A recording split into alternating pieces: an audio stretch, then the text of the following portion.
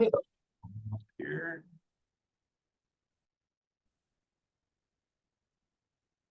Oh, there he is. Morning. Sorry, I needed somebody to wave so I could find that window. Lots of windows here. All right. If you have a question for Pat, go ahead and use the raise hand tool. If you need access to record the call, just let me know that as well. First up is Jerry DePaula. Good morning, Pat. I am interested in your opinion on the NCAA tournament possibly expanding and whether or not you think the ACC should try to get everybody in the tournament rather than exclude the three bottom teams. In terms of NCAA expansion, I sure don't have the right answer. I could give you my opinion. I'm a little bit of a traditionalist that if it's not broke, don't fix it. I think it's one of the greatest things going in American sports. And I'm one of those where like, don't mess it up. But that's just me. You could convince me otherwise. There's a lot of guys that are smarter than me that probably have better opinions, but that's what I think. And then in terms of I think you asked about the ACC tournament, whether everybody should get in or not. Yes, I did. Yep. I mean, in my opinion, I know probably logistically it might be very difficult. I haven't taken the time to think through the logistics and planning and scheduling. The extent of me thinking about this was 17 seconds ago when you asked me.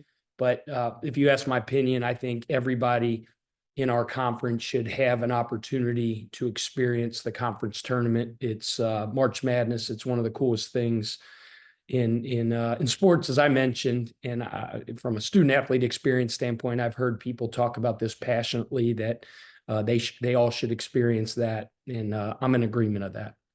Thank you. Go next to Stephen Thompson. Hi, Coach.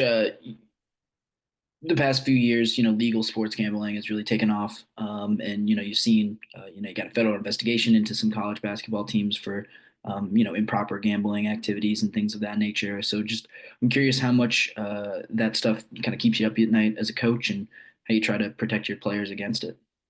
Well, I mean, obviously gambling is huge in our country in today's day and age. And obviously it's seeped into every major professional sports entity, and college basketball is obviously one of those. I give our athletic department in our university a ton of credit for investing resources into the educational piece for our student athletes. We had a professional speaker come in here recently, and each team in our athletic department spent time listening to this presentation of this gentleman that got caught up on the wrong side of gambling, spent 6 years in federal prison. Just a very, very powerful story.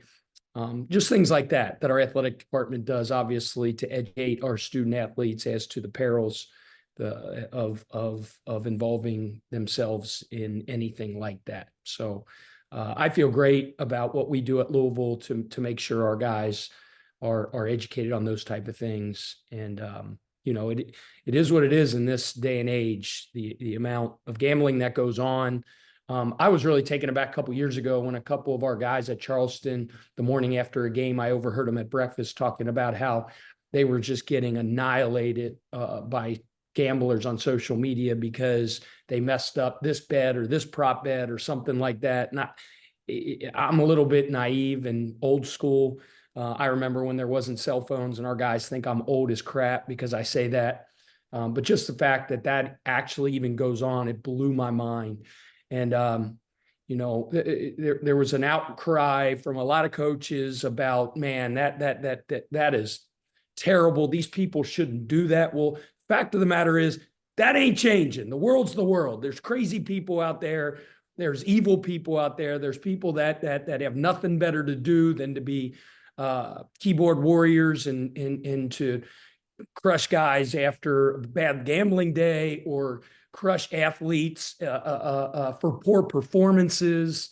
I heard Matt Painter do an unbelievable post-game talk on how true fans aren't keyboard warriors that blitz and crush players on poor performances. But at the end of the day, it's the world. And what I tell our guys is be above the line and don't pay attention to the crap. Stay off your mentions. Stay off your they're not going to stay off social media because they're 18, 19, 20, 20-year-old kids, and that's how they've been raised. That's how they live their life. But don't read the crap that people say, whether it's gamblers, whether it's evil fans saying negative things, or really it's when people say good things. Don't read any of it. So that's a lot of the education that I try to do with our guys. Thank you. Myron Metcalf. Hey, Pat. I know you saw Duke earlier and faced Cooper Flag earlier in the season, but I'm wondering if there was something on film, something in the game that he did that sort of exemplified his talent and the things that have made him a National Player of the Year contender. Well, let me say this first and foremost, Myron. I don't have the bandwidth and the wherewithal in my pea brain to worry about anything but Cal on Saturday. That is where my 1,000,000% focus. So to talk about Duke, we haven't played them in about 6 years, it seems like. We played them back in December. I haven't even given Duke the second thought because I can't. I can only focus on who we're playing next. You mentioned that young man. He's a generational talent. He's one of the best players to wear a college basketball uniform, in my opinion, in a long, long time. And he's going to have a long, productive professional career. Hopefully it starts next year so I don't have to play against him again. Thanks a lot. Ben Portnoy. Hey, Pat, wanted to ask you, I know you just got asked a little bit about tournament expansion, but looking at just college basketball at large, like obviously the college sports landscape has shifted a lot and college basketball has this kind of unique place in it with March and everything else. But when you look at the sport at large, what would you like to see, whether it's coaches or administrators or others, think about when it comes to kind of continuing to create value for this, certainly really important product in March, outside of March? And are there any kind of things that you would like to see? Man, I do think now because of NIL and players' ability to be, compensated, and a lot of times it's just as opportunistic for a great player, for really, really good college basketball players to stay in college versus leaving to go professional. It's hopefully going to raise the level of our game in terms of, the overall talent level, because more of the better players are going to want to stay here. I think college basketball is an unbelievable product. I'm biased. I mean, I'm a huge sports fan in the United States. I love the Reds in Major League Baseball. I love the Bengals in the NFL. But, I don't think there's many things like college basketball. Like you just go to the Yum Center the other day on Saturday, and you see the pageantry and the stripe out and the emotion of the fan base, and it'll never change from the bands and the cheerleaders. I don't care if they're pseudo-professional athletes, the collegiate stage on a big-time Saturday conference game, man, there's nothing like it. And now that the Super Bowl's over and baseball's still in spring training, the spotlight is on our great sport.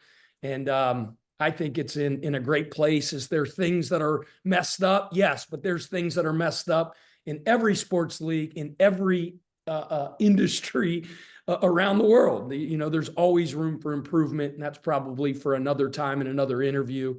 But I'm so bullish on college basketball here and in the future, and especially here in the city of Louisville. Thanks, Pat. Go to Matt McGavich. Hey, Pat, two parts. One, when scouting Cal, like what's something that kind of pops up like that maybe you weren't expecting, or just something they do well? And two, with you and your team having a little bit of a shorter bench than maybe you've been accustomed to in the past, how have you and your support staff maybe approached rest and recovery as opposed to like in years past? Well, as far as Cal, I think a team takes on the personality of their coach, and Mark Madsen is one of the toughest, grittiest, grimiest, hardest playing players probably in a group in basketball history. He exemplifies skin knees and loose balls and playing with emotion. And that's what I see from his team, man. They are tough and hard playing. They crash the glass. They bring an unbelievable effort level. And like I said, I think so many times a team takes on the personality of their coach and they reflect what he's about in so many ways. I'll be starstruck a little bit when I see him on the sideline. I met him briefly in the spring meetings, but you know, gosh, I kind of watched him throughout his career and his NBA career, his legendary speeches after the Lakers championship in LA. I loved watching those type things. So that's what I see from them. You know, in terms of rest and recovery, yep, our rotation isn't kind of normally what it is normally in our system. And that's just because of all the injuries. I have the best strength and conditioning coach and athletic trainer in the country in Katie Kresnick and in Eli Foy, and I trust them implicitly. They do an unbelievable job in the rest recovery of our players, in the strength and conditioning of our players, and I just trust their counsel. Every day they give me a great pulse on where individual guys are, where we are as a team, and whether we can ramp up or whether we need to ramp down. And that's part of our 25 strong culture. It's just, I have really good people around me, great people around me, and they make me look smart, which is really hard to do. All right, Pat, that's all the time we have. Thank you. Appreciate it. All right. Thank you. All right. Well,